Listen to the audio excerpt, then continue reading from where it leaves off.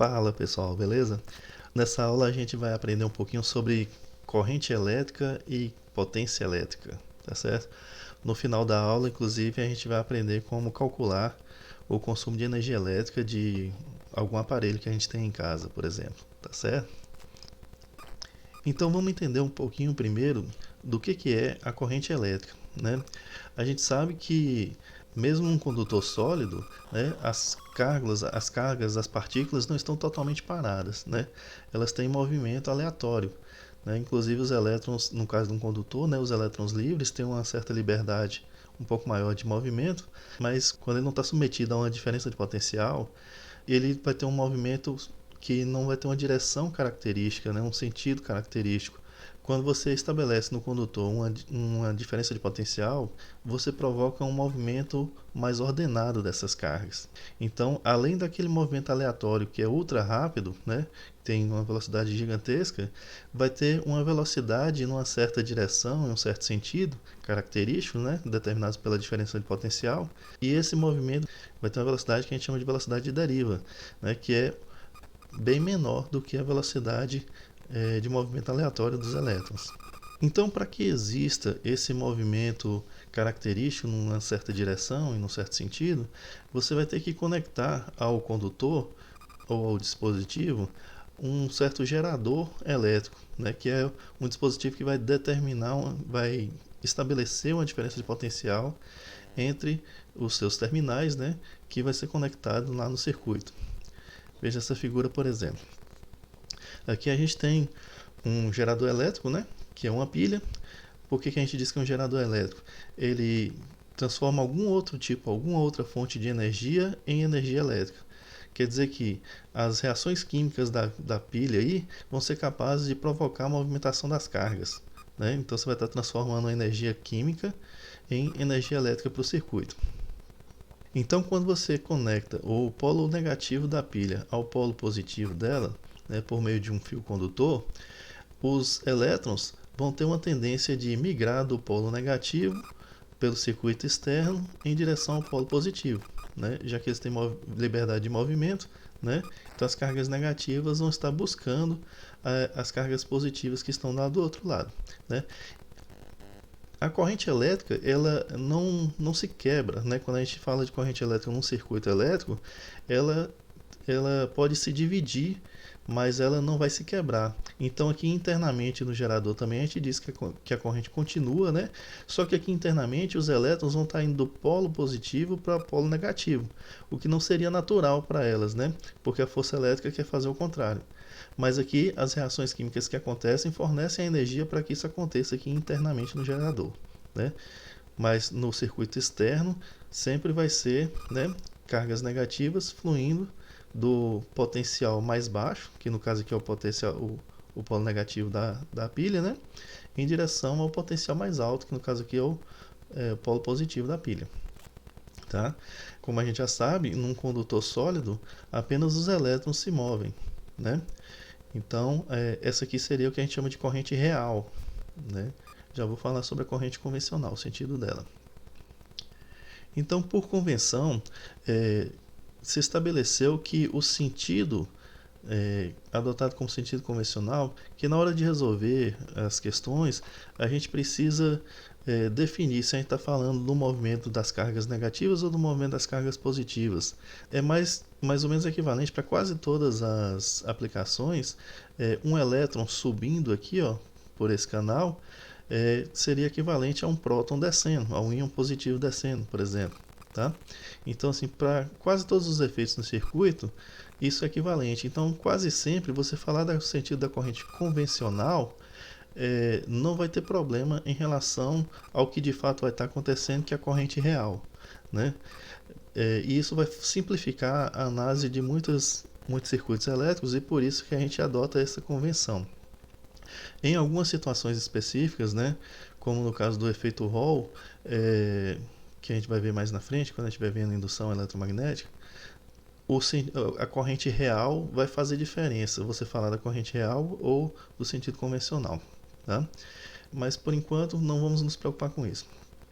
Por enquanto, toda vez que a gente falar a corrente elétrica está num certo sentido, a gente vai estar se referindo à corrente convencional, o sentido que teriam se fossem cargas elétricas positivas se movendo, tá? Quando a gente estiver falando da corrente real, aí a gente vai especificar. A corrente real funciona aqui de determinada maneira, né? Aí, por exemplo, aqui a gente sabe, se aqui é um condutor sólido, a corrente real são os elétrons, né, partindo do polo negativo da pilha e indo para o polo positivo da pilha. Agora, se a gente estivesse falando de corrente convencional, aí seria no sentido oposto. Tá certo? Seria cada elétron que vai aqui no sentido anti-horário corresponderia a uma carga positiva vindo no sentido horário aqui. A corrente convencional seria essa corrente das cargas positivas. Então, se eu tiver uma corrente aqui, eu já vou falar que a unidade de medida da corrente é o ampere, né?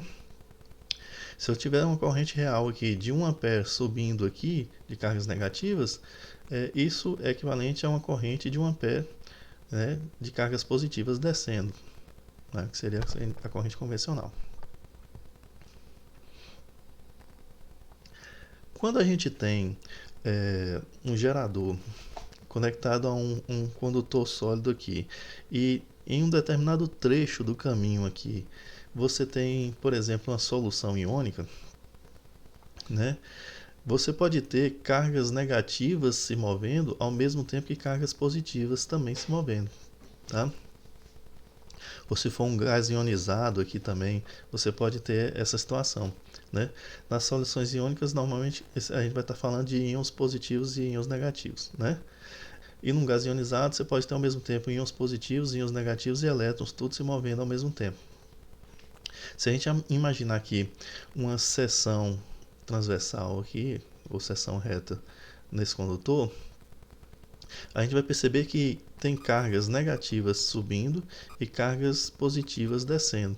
Quando a gente estiver calculando a corrente elétrica aqui, se a gente fosse falar da corrente real, isso ia ficar bastante confuso, porque ao mesmo tempo tem uma corrente real para cima de cargas negativas e uma corrente real para baixo de cargas positivas. Então, quando a gente fala de corrente convencional, a gente simplifica isso, porque para cada negativa que sobe, a gente vai imaginar que na verdade é uma positiva descendo. Então vamos imaginar o seguinte: se tivesse aqui um coulomb de cargas positivas subindo, atravessando essa seção que a gente imaginou aqui por segundo, né, isso corresponderia a uma corrente ascendente aqui de 1 ampere, tá certo? 1 coulomb por segundo de cargas positivas subindo ali, né? Se ao mesmo tempo a gente tivesse, as cargas positivas descendo, né? E se ao mesmo tempo a gente tivesse 1 coulomb de cargas negativas subindo, né, passando pela mesma membrana, né, ao mesmo tempo que acontece aquilo com as positivas ali, a gente teria uma corrente ascendente aqui de 1 ampere também, né? Então a gente teria 1 ampere de cargas positivas descendo e 1 ampere de cargas negativas subindo. Só que, como eu disse, o efeito das negativas subindo é igual ao efeito das positivas descendo. Então a gente poderia dizer, em termos de corrente convencional, né, que seria 2 amperes de corrente de cima para baixo, tá certo? Ou seja, as positivas a gente considera no sentido delas mesmas, né? E as negativas a gente considera como se fossem positivas no sentido oposto, né? Então a corrente convencional aqui, nesse meu exemplo, seria de 2 amperes apontada para baixo, tá? Já a corrente real, a gente tem que falar de forma dividida, porque existe uma corrente real de cargas positivas descendo e uma corrente real de cargas negativas descendo. Isso só aconteceria nesse trecho aqui, onde você tem, por exemplo, um gás ionizado. Nos trechos de fio condutor aqui, onde só os elétrons podem se mover, a gente teria os 2 amperes, né, de cargas negativas aqui, né, corrente real 2 amperes de cargas negativas seguindo aqui no sentido anti-horário, tá certo? Mas corrente convencional novamente seria 2 amperes aqui, ó, no sentido horário, né? A corrente convencional então seria como se cargas positivas estivessem saindo aqui do polo positivo da pilha, 2 amperes delas, né? Ou seja, 2 coulombs por segundo, passasse aqui pelo gás ionizado, descendo ainda, né? 2 coulombs por segundo, corrente convencional, né? E passasse aqui embaixo também, ao mesmo tempo, os mesmos 2 amperes, até chegar aqui no polo negativo, tá certo? E passando também por dentro da pilha aqui, né? Fechando toda a corrente. Inclusive a palavra corrente a gente pode associar, né? Como se fosse uma corrente de bicicleta, né? Que ela não vai se quebrar. A corrente ela não pode ficar se acumulando num determinado dispositivo, num determinado ponto do circuito, que aí se estivesse acumulando cargas nesse ponto, em algum momento esse ponto começaria a soltar faísca, né? Algo assim, tá? Então, como que a gente calcula a intensidade da corrente elétrica, né? Você precisa imaginar uma seção reta no fio, ou seja, um corte transversal nele, né? E imaginar que as cargas estejam atravessando essa seção, né? E começar a contar. Tem um sentido característico aqui dela, né? E começa a contar as cargas que estão passando, né? Cada elétron conta uma carga elementar, né? Então a gente pode calcular a carga total que atravessou aquela seção utilizando aquela equação que a gente já conhece, né? Que é igual a n vezes E, né? E a gente marca o tempo de observação, né? O tempo no qual passou essa quantidade de carga. E aí se você divide a carga, né? O módulo da carga pelo intervalo de tempo em que ela atravessa a seção reta, né? Você consegue encontrar a corrente elétrica, tá? Então, corrente elétrica basicamente é a carga que atravessa essa seção dividido pelo tempo gasto para atravessar. Então, em termos de unidade de medida, o que a gente tem? Se passar 1 coulomb de carga no intervalo de tempo de 1 segundo, né, a gente dividindo 1 coulomb por segundo, a gente tem 1 ampere. Então, quando a gente diz que uma corrente é de 20 amperes, quer dizer que na seção reta daquele condutor passam 20 coulombs de carga no tempo de 1 segundo. Vamos então resolver uma questão com esse conceito aí. Cerca de 10 a 6 íons de sódio penetram em uma célula nervosa em um intervalo de tempo de 1 milissegundo atravessando sua membrana. Calcule a intensidade da corrente elétrica através da membrana, sendo E 1,6 vezes 10 a menos 19 coulombs a carga elementar. Então, para calcular a corrente, né, a gente vai utilizar essa equação, né, que é igual a N vezes E. Primeiro a gente precisa encontrar a quantidade de carga, tá? Observe que a gente tem o número de íons, né, mas a gente ainda não sabe o que é a quantidade de cargas correspondente a esses íons. Cada íon vai ter essa carga aqui, 1,6 vezes 10 a menos 19 coulombs, que cada íon tem um próton sobrando, né? Então você multiplica isso aqui, você vai encontrar, né, que é igual a N vezes E. Eu não vou colocar aqui o módulo, né, porque é carga positiva, então nesse caso não vai dar problema, né? Se fosse carga negativa, a gente poderia calcular o módulo, né, não usar sinal, porque a corrente aqui a gente vai calcular em módulo e o sentido dela a gente vai olhar de acordo com o circuito em questão, né? Sempre sabendo que as cargas negativas tendem a ir, né, para os potenciais mais elevados e as cargas positivas tendem a ir para os potenciais mais baixos, né? Então, a quantidade de carga vai ser a quantidade de partículas, né, de íons, vezes a carga de cada um deles, né? Que no caso aqui é a carga elementar. E aí a gente encontra 1,6 vezes 10 a menos 13 coulombs, né? Com essa informação, a gente só precisa aqui fazer um ajuste no tempo, né, que está em milissegundos. Então a gente vai transformar isso aí para segundos. O prefixo mili vale 10 a menos 3, né? Então é só substituir e aí a gente vai ter 1 vezes 10 a menos 3 segundos. Agora a gente tem tudo que precisa para calcular a corrente elétrica, né? Então substituímos na equação a carga total dividido pelo tempo em que essa carga atravessa a membrana. E aí, a gente fazendo essa divisão, a gente encontra 1,6 vezes 10 a menos 10 amperes, né? A unidade medida aqui no Sistema Internacional de Corrente Elétrica é o ampere. A corrente elétrica, de acordo com as características do circuito, em particular e em especial de acordo com a diferença de potencial estabelecida, né, e a resistência que o circuito oferece, ela pode se apresentar, né, de algumas maneiras diferentes, né? Pode ser uma corrente contínua, pode ser uma corrente contínua pulsante ou pode ser uma corrente alternada, né? Uma corrente contínua, né, a característica dela é que ela tem o mesmo valor, uma corrente contínua constante, ela tem o mesmo valor o tempo todo, né? você consegue isso, por exemplo, utilizando uma pilha ou bateria conectada num resistor, né? E aí esse circuito tem um regime de funcionamento constante, então a corrente ali permanece contínua e constante, tá? Já uma corrente pulsante normalmente vai ser uma corrente que era alternada e passou por um circuito retificador que pegou uma parte negativa da corrente, ou seja, a parte que a corrente teria o sentido oposto, e fez com que ficasse lá no mesmo sentido. Então, você tem variação no valor da corrente, né? Possivelmente por causa de variação do valor da tensão, né? Mas essa corrente, no caso da contínua pulsante, essa corrente nunca inverte de sentido, né? Então ela está sempre num certo sentido no circuito, tá? Ela pode ser um sinal assim senoidal que foi cortado e invertido, né? Ou pode ser um sinal reto, né? Que vai ficar uma onda quadrada assim, tá? Já a corrente alternada, né? É, por exemplo, a corrente produzida na tomada da nossa casa, né? Você tem ali uma função senoidal que oscila com uma frequência de 60 Hz, né? E aí, em alguns momentos, a corrente está num certo sentido, indo, por exemplo, da fase para o neutro, né? E em outros momentos, a corrente se inverte de sentido e vai estar indo do neutro para a fase, né? Então você tem alternância no sentido da corrente, né? E também você tem variação. Você pode ter variação de valor aqui, né? Pode ser uma onda quadrada também, dependendo do circuito que você monta, né?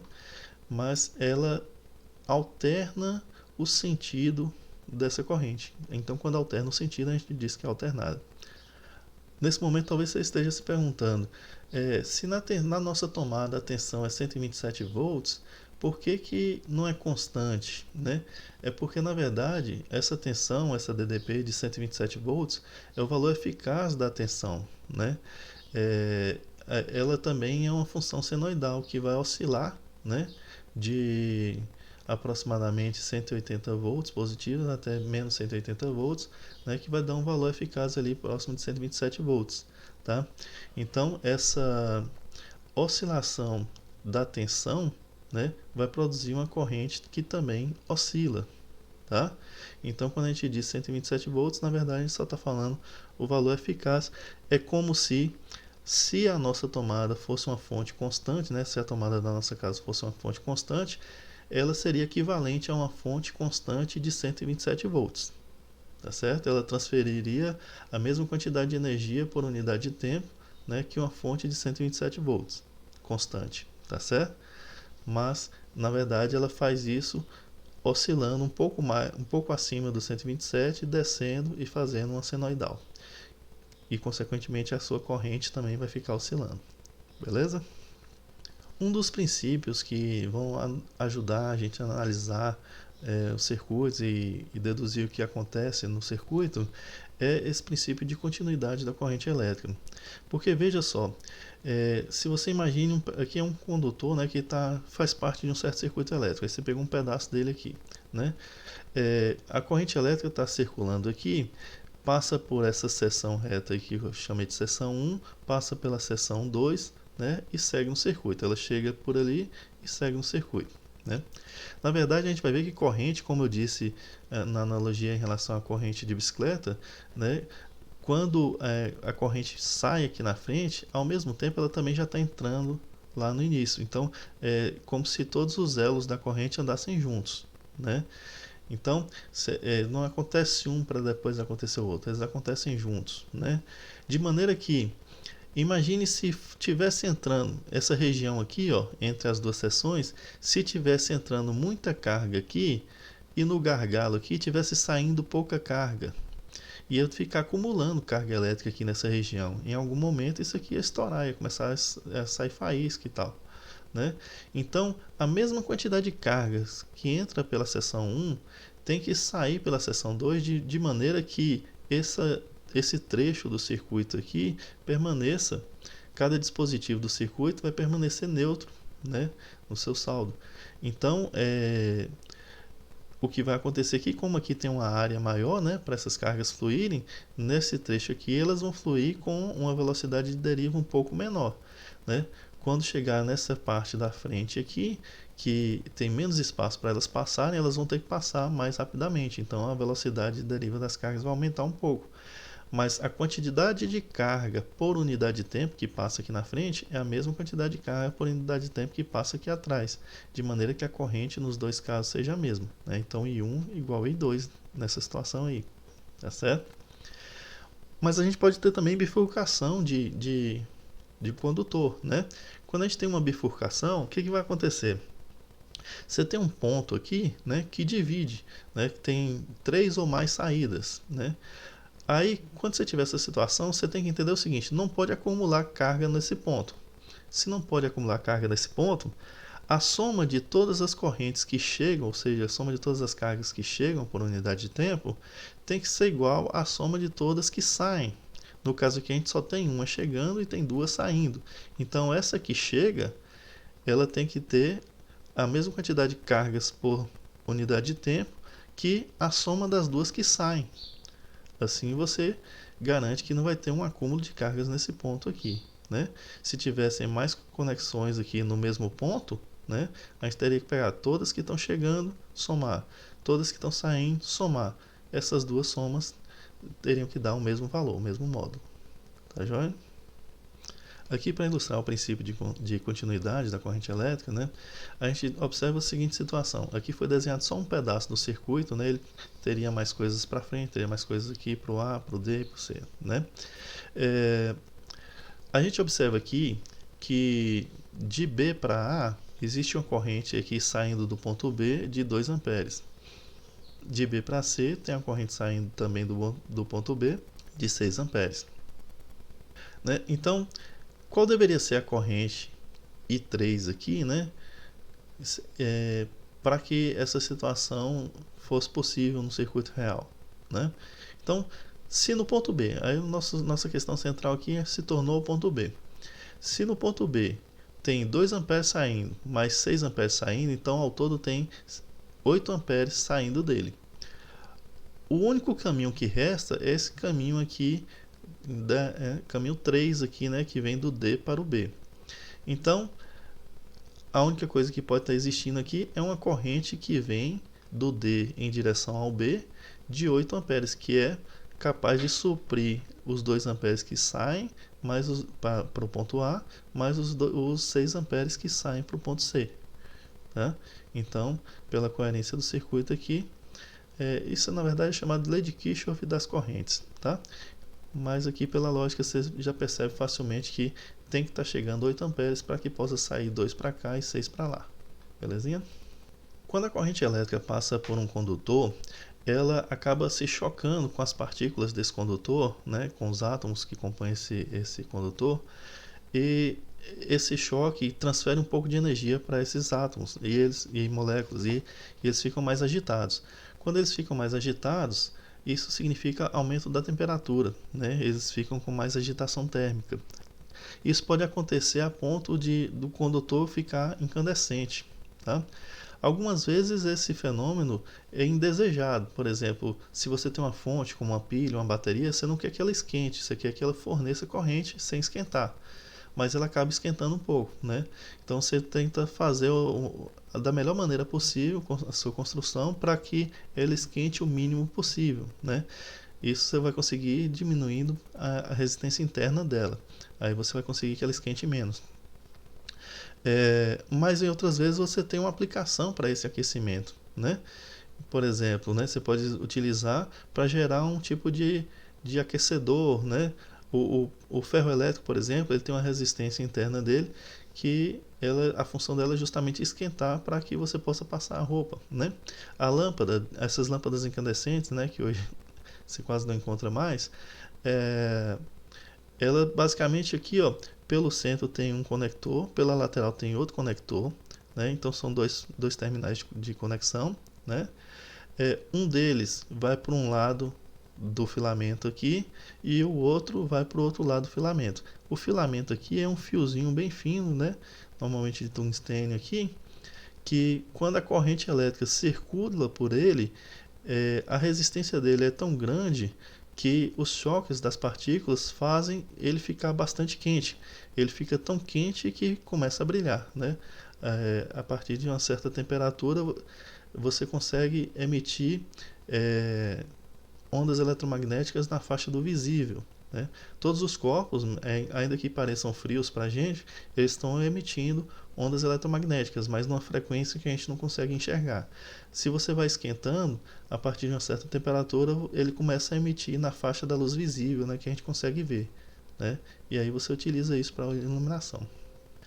A potência elétrica, ela vai nos ajudar a entender como que a energia está sendo transformada aí, né, por unidade de tempo, né? Basicamente, a gente conhece o conceito de potência já há bastante tempo, né? E ela basicamente é uma energia que está sendo convertida, transferida, né? Ou um trabalho que está sendo realizado dividido pelo intervalo de tempo em que isso acontece. Como a gente está falando de potência elétrica, a gente está falando do trabalho da força elétrica, no final das contas, né? Se você tem, por exemplo, um terminal negativo e um terminal positivo, e as cargas negativas, né, estão sendo forçadas aqui pelo campo elétrico, né, estão sentindo uma força elétrica para migrarem, né, do terminal negativo em direção ao terminal positivo. Então, essa força elétrica está realizando um trabalho positivo sobre essas cargas, né? E aí, quando ela realiza trabalho sobre essas cargas, essa energia, né, que está sendo transferida, dividido pelo intervalo de tempo em que acontece, né, vai nos dar a potência. A gente aprendeu a calcular o trabalho da força elétrica como a carga que está sendo transferida, está sendo forçada pela força elétrica, vezes a diferença de potencial que está entre os pontos, né, de partida e de chegada, né, dessa carga. Então, quando você pega, né, esse trabalho realizado pela força elétrica e divide pelo intervalo de tempo em que ele é realizado, você tem a potência elétrica. Tá? Como que a gente tem, ó, carga que foi transferida, né, que está passando do terminal positivo para o negativo, dividido pelo tempo, isso aqui a gente aprendeu que é corrente elétrica. Então, uma maneira dentro do circuito elétrico da gente calcular a potência elétrica, que vai servir inclusive para calcular a potência elétrica de qualquer dispositivo eletrônico que a gente tiver, vai ser potência elétrica, a potência consumida por esse dispositivo é igual a DDP que está aplicada nos terminais desse dispositivo, multiplicado pela corrente que atravessa o dispositivo. Então, se você tem, por exemplo, um eletrodoméstico lá que você quer saber a potência dele em determinado regime de funcionamento. Se você tiver um voltímetro, a gente vai estudar com mais detalhe o voltímetro um pouco mais na frente, você consegue medir a tensão elétrica nos terminais do seu aparelho. Então você vai saber a diferença de potencial que está sendo aplicada a ele. E se você tiver um amperímetro, você, que é um aparelho para medir corrente elétrica, você mede a corrente que está fluindo pelo seu dispositivo. Com essas duas informações, né, você multiplicou a tensão pela corrente, você encontra a potência, né, que vai dar a energia por unidade de tempo que o seu aparelho está consumindo, está retirando da rede elétrica. Tá? Então, a tensão é dada em volts, né? A corrente é dada em amperes. Quando você multiplica, né, volt por ampere, vai encontrar a unidade de potência, né, que a gente já conhecia também, que é o watt. O watt é joules por segundo, né? E também pode ser dado volt vezes ampere.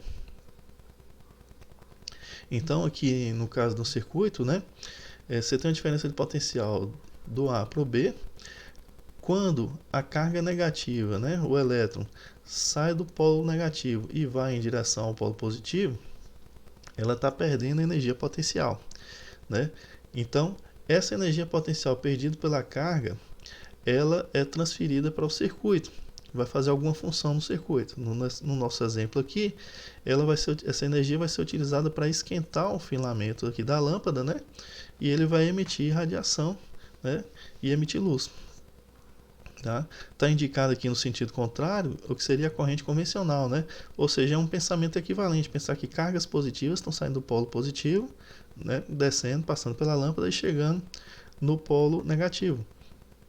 Também nesse caso, as cargas positivas estariam perdendo energia potencial, tá? E aí, essa energia potencial que as cargas positivas estariam perdendo estaria sendo consumida aqui pelo seu dispositivo, pelo seu aparelho, tá? Então, tanto faz você pensar na corrente convencional, analisando, pensando em cargas positivas, né? Ou nesse caso aqui, na corrente real, analisando, pensando em cargas negativas, você vai chegar à mesma conclusão, que essas cargas estão perdendo energia potencial e essa energia potencial está sendo transferida para o dispositivo, no caso aqui a lâmpada.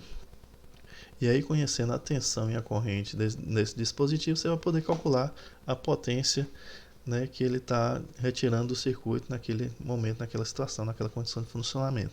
Tá? Mudando um pouquinho a perspectiva da equação, né, do cálculo da potência e da energia, se você isolar a energia, você chega à conclusão que se você multiplicar a potência pelo intervalo de tempo, né, você vai ter a energia consumida pelo aparelho. Né? Então, digamos que você tenha um aparelho que você já conhece a potência de funcionamento dele e você sabe o tempo que ele vai ficar ligado. Quando você multiplica a potência de funcionamento dele pelo tempo que ele fica ligado, você encontra a energia que ele consumiu nesse intervalo de tempo. Se você optar por utilizar a potência em kilowatt, né, no sistema internacional a potência é dada em watt. Mas se você utilizar a potência em kilowatt e o tempo em horas, no sistema internacional você sabe que o tempo é dado em segundos, mas se você usar o tempo em horas, você vai ter kilowatt multiplicado por hora. Né? Então a unidade de energia que você vai encontrar nesse novo sistema é o quilowatt-hora. Né? Por favor, não diga quilowatt por hora, porque fica parecendo divisão. Tá? É kilowatt vezes hora. Não, então quilowatt-hora dá a energia consumida com uma unidade de medida que não é do sistema internacional, mas ela se torna importante para a gente porque é aquela que é utilizada na nossa conta de energia elétrica, por exemplo. Então, se você olhar na conta de energia elétrica da sua casa, tem lá o custo por quilowatt-hora. Uma vez que você souber a energia que foi consumida pelo aparelho em quilowatt-hora, você vai ter condição de multiplicar essa energia em quilowatt-hora pelo custo de cada quilowatt. E aí você vai saber em reais quanto que você gastou para que aquele aparelho ficasse funcionando naquele intervalo de tempo, né? Em termos de custo mesmo de moeda, né? A maioria dos dispositivos vem com uma inscrição indicando a tensão e a potência e às vezes a corrente, né, nominais desse dispositivo, né? Essas informações, né, tentei ampliar aqui, não ficou muito bom, porque a qualidade da imagem não está tão boa, mas essas informações são as informações do fabricante. O que o fabricante está querendo dizer com isso aqui?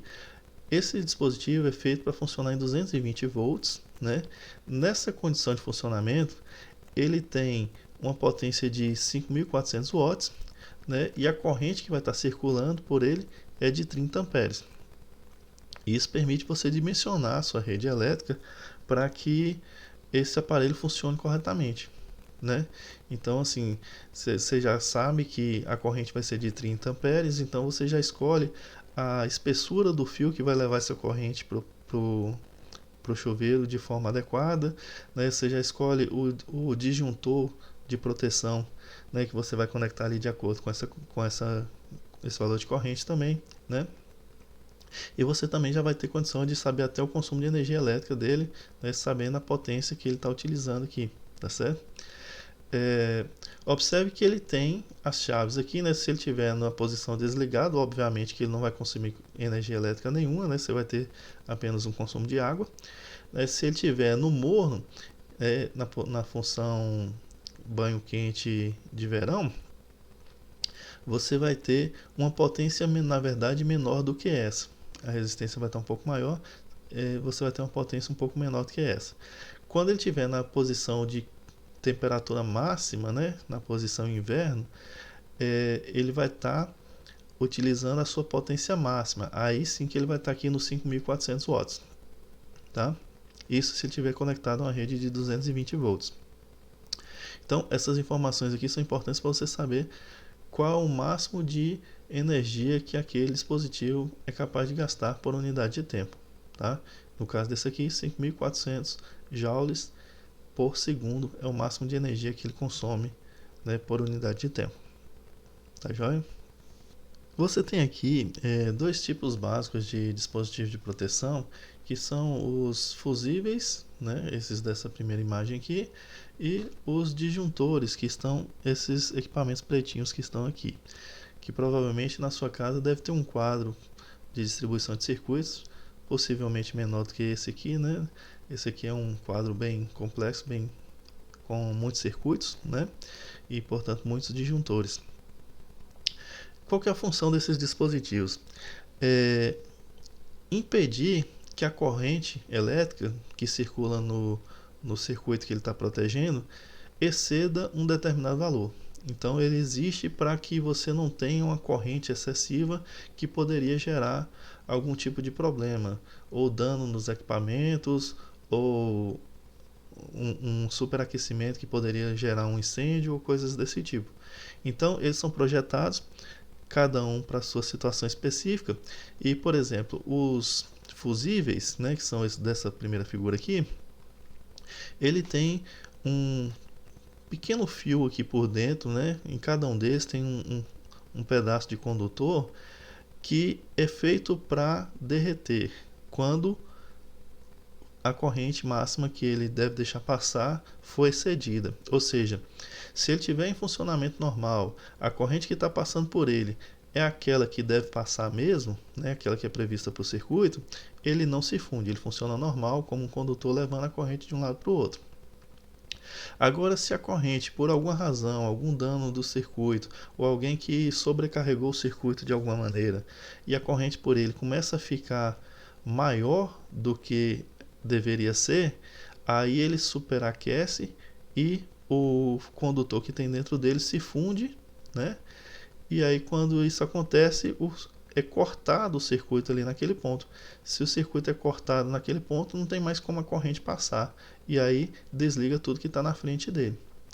E aí quando você tem essa situação, você deve procurar a fonte do problema, o que causou esse distúrbio no circuito, resolver a situação, deixar o circuito saudável novamente, para só então substituir o fusível e colocar um fusível novo lá no lugar. Tá certo? O mesmo vale para o disjuntor.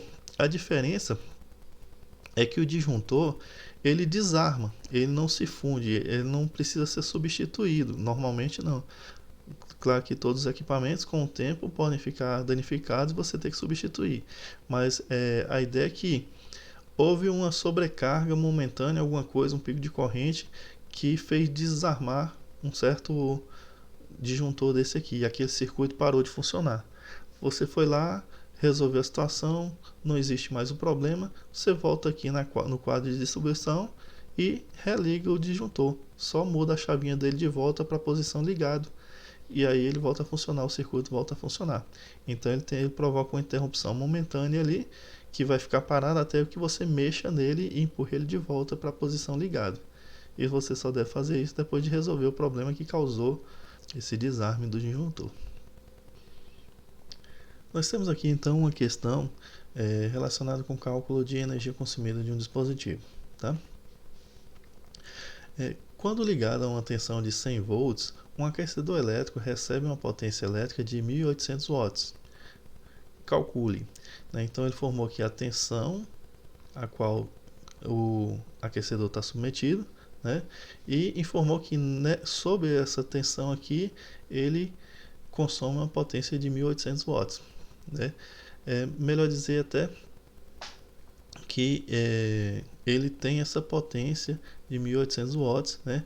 Ele consome, portanto, 1.800 joules de energia por segundo, tá? Que o watt quer dizer joules por segundo. Então, na letra A pede a intensidade da corrente elétrica no aquecedor. Nós vamos calcular. E na letra B, a energia elétrica recebida pelo aquecedor em 1 hora de funcionamento em kWh. É aquela história, você está aprendendo como calcular a energia consumida por um dispositivo, né?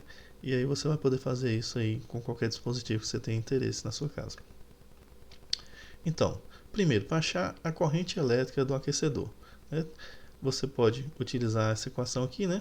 Que a gente aprendeu, P é igual a U vezes I, né? Você tem a potência, você tem a tensão e quer encontrar a corrente. Então, problema resolvido. Já está tudo no sistema internacional. A corrente, portanto, vai ser encontrada em amperes, né? Substituindo os valores, né? A gente tem aí a potência 1800, a tensão 100 e a corrente. Com uma pequena operação algébrica aí, você conclui que é 1800 dividido por 100, que vai dar 18 amperes, tá certo? Essa é a corrente que vai estar circulando por ele nesse regime de funcionamento aí, né? E para calcular a energia recebida por ele, a gente vai para a equação, né? Energia é igual a potência vezes intervalo de tempo. Como a gente quer em kWh, ao invés de usar 1800 watts, a gente vai passar isso para kilowatt. Como o prefixo quilo vale 10 a terceira, então a gente, para compensar o prefixo quilo que nós vamos colocar aqui, né, que vale 1000, a gente vai ter que dividir esse número por 1000. Aí uma coisa vai compensar a outra, veja só, né? Eu dividi por 1000 e ao mesmo tempo eu coloquei um prefixo que vale 1000. Então eu estou dividindo por 1000 e multiplicando por 1000 ao mesmo tempo. Então é o mesmo número. 1800 watts é o mesmo que 1,8 kW, tá? E aí a gente substitui aqui na equação. A gente tem 1,8 kW vezes 1 hora de funcionamento, né? Então isso vai dar 1,8 kWh, tá? Veja a importância que o número aqui, ó, 1,8 é kilowatt, é potência. O final aqui é quilowatt-hora, é energia. Mudou a situação, multiplicou por 1 aqui, acompanhado de sua unidade de medida, a situação mudou. Se fosse por 2 horas, então daria aqui 3,6 kWh e a potência não ia mudar, ok? Eu fiz aqui então um resuminho das principais equações que a gente viu nessa aula. A gente tem aqui a corrente elétrica, né, que é módulo da carga dividido pelo intervalo de tempo. Carga que passa por uma seção reta do condutor, dividido pelo intervalo de tempo em que essa carga flui, né? Aqui a gente tem a potência, é igual a U vezes I, né? Onde U é a diferença de potencial aplicada nos terminais do dispositivo e o I é a corrente que flui pelo dispositivo, né? Aí o P vai ser a potência daquele dispositivo elétrico, né? Pode ser um resistor, pode ser qualquer dispositivo elétrico que você tiver. E o cálculo da energia, né? A partir da potência e do tempo de funcionamento. Então, a energia consumida por um certo aparelho é igual à potência desse aparelho vezes o intervalo de tempo que ele fica ligado, tá? E as unidades de medida aqui, recapitulando, as do sistema internacional, né? A corrente é dada em amperes, a carga em coulomb, o tempo em segundos, a potência em watt, a tensão elétrica em volt. Lembre que tensão elétrica pode aparecer escrito como tensão elétrica, como eu estou dizendo, pode aparecer como DDP, diferença de potencial, né? E mais vulgarmente falando, pode aparecer como voltagem, né? Assim como a corrente também às vezes aparece como amperagem, né? Mas é mais adequado dizer corrente elétrica, tensão elétrica, tá? DDP também é adequado, tá? Então, a tensão elétrica é dada em volts e a energia, né, como a gente sabe no sistema internacional, qualquer tipo de energia é dada em joule, J maiúsculo. Por fim aqui, as imagens que eu utilizei nessa apresentação, né, eu tirei do nosso livro adotado, né, então os créditos aqui para o autor. Muito obrigado a todos e até a próxima.